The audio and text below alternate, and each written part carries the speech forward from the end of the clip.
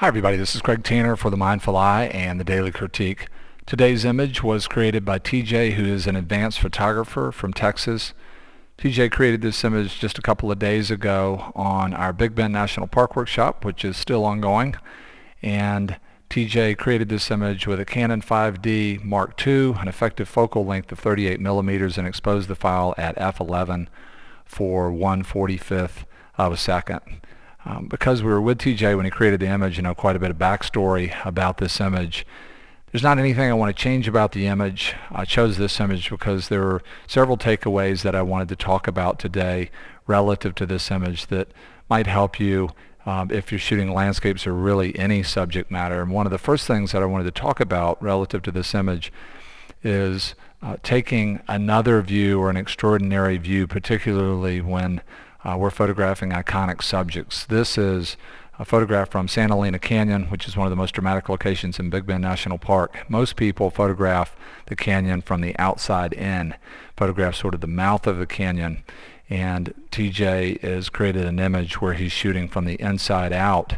And not only that, he's shooting this image at a time of day when the light is pretty hard. And most people that make it into the canyon, by the time they get in the canyon, because the traditional shot is to shoot the front or the exterior of the canyon as the sun comes up on it. Most people, after they get into the canyon, by the time they get there, the light is really hard. So there are 2 points that I want to make just right away in general about shooting. One is to always look behind you or look for an alternative view whenever you're shooting, and to take an out-of-the-ordinary picture of extraordinary subjects. And the other thing that I wanted to talk about, a big takeaway relative to this image today, is the idea of starting to see in monochrome or in black and white once the light gets challenged for color work. One of the things that I love about this image is the dramatic feeling of contrast, and I love the graphic quality of the framing that TJ has set up in the image.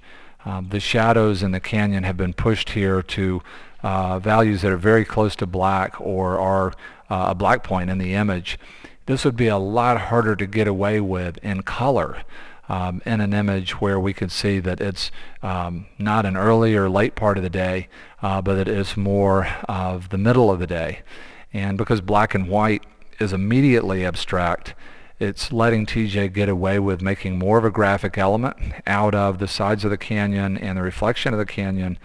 And it's essentially letting him abstract a part of the image, because starting in black and white, the image is abstract to begin with. And I can't overemphasize the power of starting to train your eye to see in monochrome, particularly if you like shooting landscapes. Classic color work, if we're shooting big scenes, a lot of times can start to get limited to a narrow window of time at the beginning and end of the day. And black and white, even for big scenics, can work in soft light and can work in hard qualities of light. In black and white, we have a lot more leeway to change the contrast that we're seeing with our eyes without the viewer questioning it. And the other thing I'd really encourage you to think about doing, a lot of people that are listening to this have a camera that will let you go into the picture style mode on your JPEG setting and preview the scene in monochrome. A lot of your cameras have filter settings for that picture style, where you can not only see the scene in monochrome, but maybe look at the scene as if you filtered it with a red filter shooting black and white film, so a high contrast version of the scene in black and white. And using those picture styles on your JPEGs could really help you to start to do a better job of previewing the world in monochrome, and hopefully it will open up a lot more shooting opportunities for you, particularly if you like shooting big scenic landscapes, where you could potentially start to shoot all day long in all kinds of qualities of light.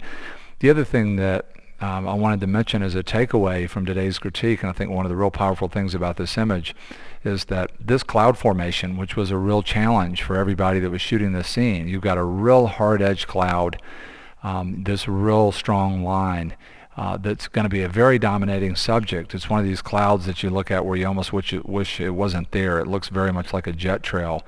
And one of the things that I love about this composition is how TJ has used the subject matter, focal length, and framing to create another line in the image, this line down here that has a similar textured edge, that's very powerful and could possibly be a distraction. Having a line that runs just off parallel right by the edge of the frame is the kind of subject matter in a big landscape that could create too much tension or just be overwhelming in terms of not being able to balance it with anything else. And I just love how TJ is working with this concept that for me really helps to balance out the real hard line of the cloud. TJ is also working in a very powerful way here with a bit of visual design that is maybe one of the most powerful and easy ways to create visual unity. There are a lot of repetitions and rhythms. Get a real strong sense of a lot of triangles that are repeating in both the positive and negative space shapes in the image, and that keeps happening over and over again in the design. You also just get a real strong sense of qualities of line that are rhyming. There's a real beautiful sense of balance if you look at the way different space shapes can fit into other negative spaces in the image. Really beautiful movement on both of the major diagonals in this image. There's quite a bit of implied movement that's happening either in between those diagonals or right along the diagonals, and that can really help to tie images together. Another thing that I really enjoy about TJ's image is really sort of all roads are leading us out to this area of the image. And I see so many big landscape images where there's a lot of feeling of leading line, but then there's really no payoff in the story once you get there. And I just love the fact that all of these lines lead me out to this really beautiful, iconic shape of the Chisos Mountains in the park in the distance. The other thing that I really like about this image is the way TJ is creating a mood in the foreground that's very dark. It's mysterious. There's some beautiful shadow detail in here that does lead me out, but it's happening in a subtle way, and as I move out into the image it gets brighter and brighter. You see this use of light a lot more classically in architectural interiors. Sort of a standard is to underlight the front of the room and then almost overlight smaller rooms in the back of the shot to lead the eye all the way through. And this has that feeling to it with the narrow opening in the back, and sort of thinking about this as being a small room in an architectural interior shot where you have a big room that you're shooting through, and really the payoff is way back here in the background. And in effect, TJ is doing that. We are inside of the room of the canyon here, a very narrow canyon that's in very deep shade, and I just love that feeling of moving out into the light.